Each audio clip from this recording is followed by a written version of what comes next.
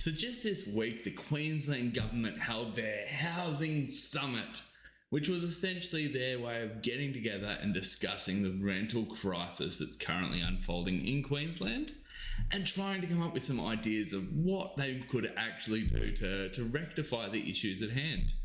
You don't really have to look too far to really realise that the rental crisis is prolific, and every day there's hundreds more people sleeping in makeshift shelter.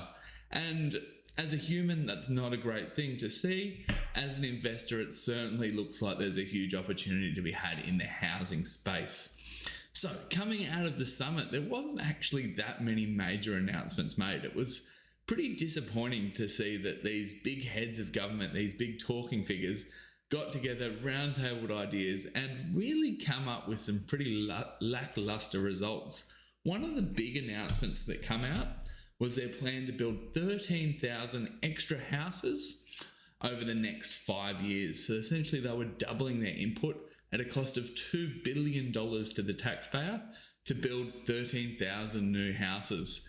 Now 13,000 might sound like quite a lot, but in Queensland, there's currently 620,000 residential dwellings that are rental properties.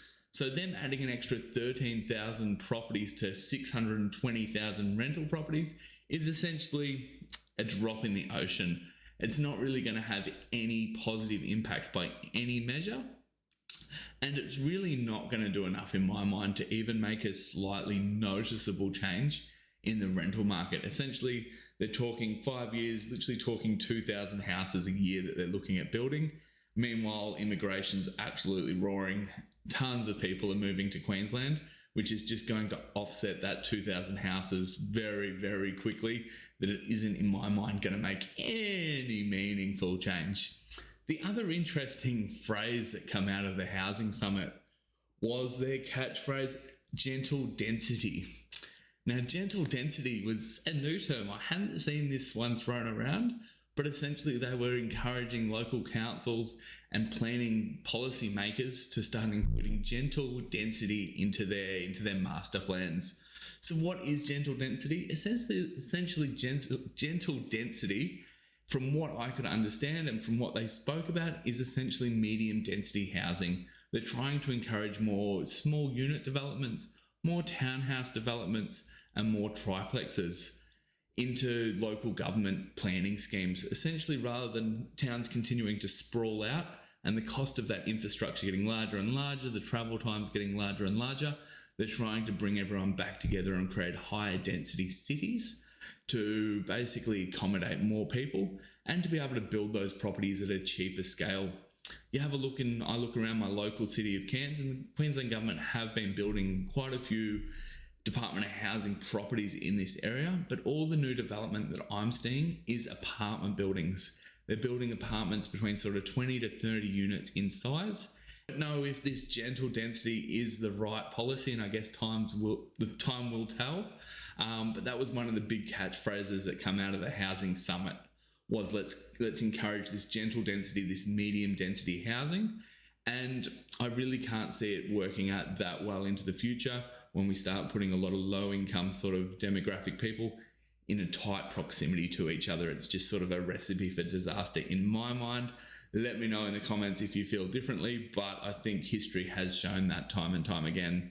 The other big thing coming out of the housing summit really was that the government was trying to step up and take a little bit more responsibility for providing housing. And while I don't think this is a bad thing, it has been shown time and time again, whenever the government get involved with the free market and try and produce a product that could be produced by the free market, it is a lot more expensive and a lot more difficult to maintain. I think there's a big reason why corporate companies haven't come out and bought a lot of property in Australia, and it just doesn't really work on a large scale. While it's easy to manage 5, 10 properties as a private owner, trying to manage thousands and thousands and the logistics that come around that and the layer of micromanaging doesn't seem to work. And that's why I don't think we've seen a whole lot of big corporations come into it. So what's my takeaways from this housing summit that was held? I think a big takeaway is the fact that essentially 91% of the residential rental stock in Queensland is held by essentially mum and dad investors. And this housing summit really didn't look at all at how we could encourage more mum and dad investors into the market and make a meaningful change. Essentially, the government's going to increase their 9% stake to a 10% stake, but really it's a drop in the ocean, where if we had that 91% of mum and dad investors that do supply rental properties in Queensland incentivized to build more properties and buy up more properties, you're going to very quickly add a lot more stock to the market. If an extra 10% of investors come along, suddenly adding 62,000 properties to the rental market. So that's actually some meaningful change that would actually go to combating the rental crisis. So what do I see moving forward coming out of this summit? First of all, I think it's only going to be a short matter of time before the Queensland government really start to backflip on a lot of their policies of the last sort of decade and start realising that if we want to change the housing situation in Queensland, if we want to really start adding more rental properties to the rental pool, we need to start incentivising mum and dad investors. And I think that's what we're going to see in the very short future. We're going to see a lot of buy-to-rent schemes, build-to-rent schemes, those sort of schemes coming from the government, really encouraging investors to get out there and build new property and maybe even renovate and buy established properties for rental to provide back to the rental market. And I think the moment we see that start to happen is going to be really the start of a very big property boom in Queensland. Once we start introducing large numbers of investors back into the market, like what we did sort of around that 2006 to 2008 mark, we're going to see property prices really start to skyrocket. So I think being a smart investor, looking at the situation on hand, I think looking at acquiring property sooner rather than later, not at financial advice, but could be a smart play in the long run. Certainly historically property's done well, and looking at the landscape at the moment, looking at the fact that immigration is at record highs. I don't know if you saw the March data for immigration, but it was the highest recorded quarter in record for immigration into Australia.